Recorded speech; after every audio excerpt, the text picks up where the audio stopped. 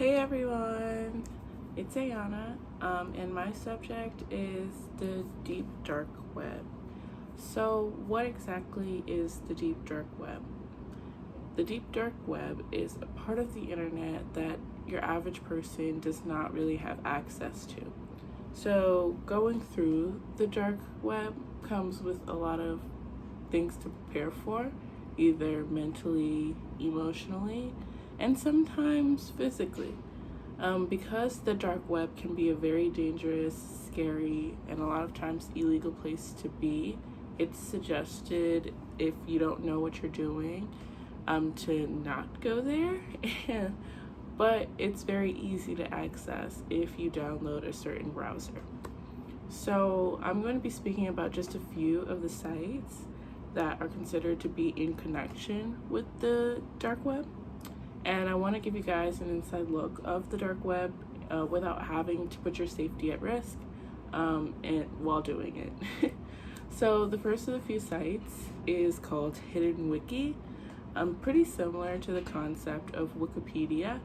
This serves as a directory to a vast number of what we like to call deep sites, which is just sites that, again, are related to the deep dark web. So sadly, there's a lot of child pornography and torture content that has been found and linked to Hidden Wiki. And according to an article that I will leave in the description below, 80% of deep web users are on the deep web to watch the abuse of children and the torture of children. Another site that is super disturbing is called Daisy's Destruction, and this is a child torture site as well.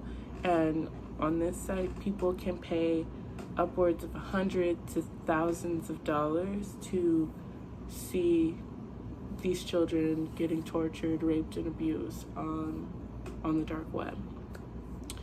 Another website that I found is called Human Experiment.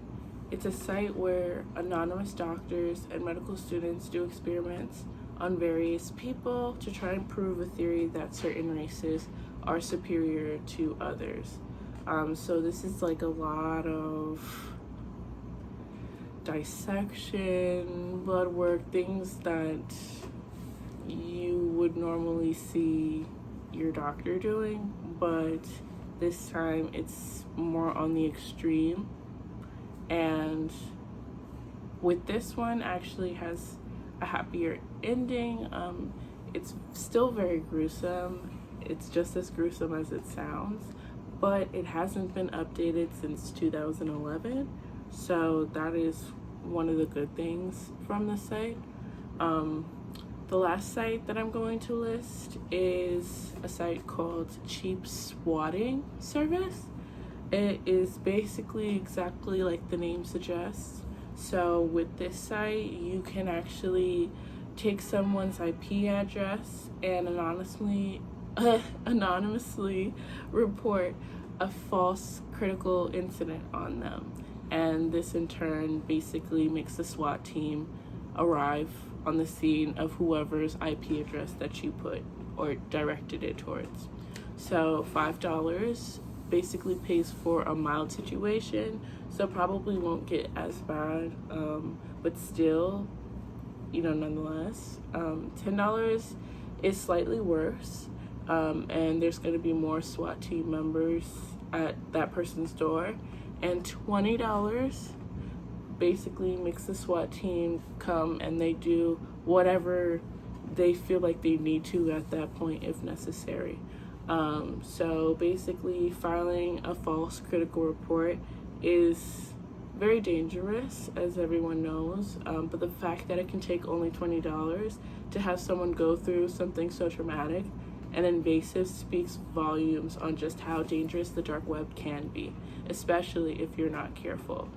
There's clearly a lot more that I haven't touched on, but like they say, the internet is like an iceberg, meaning there are so many layers to it, and that many of us don't really know. But I do want to ask you guys 3 questions. So the first question is, out of all the sites that I listed, which one would you be afraid to use the most? And the second question is, how does it make you feel knowing how easy it is to access the dark web? And does it make you feel concerned at all? Why? And the last question is, in what ways do you think the dark web might change in the future? And what ways might it expand? And that was it. So thank you guys for watching my presentation, and I hope you guys came away from this presentation learning something new.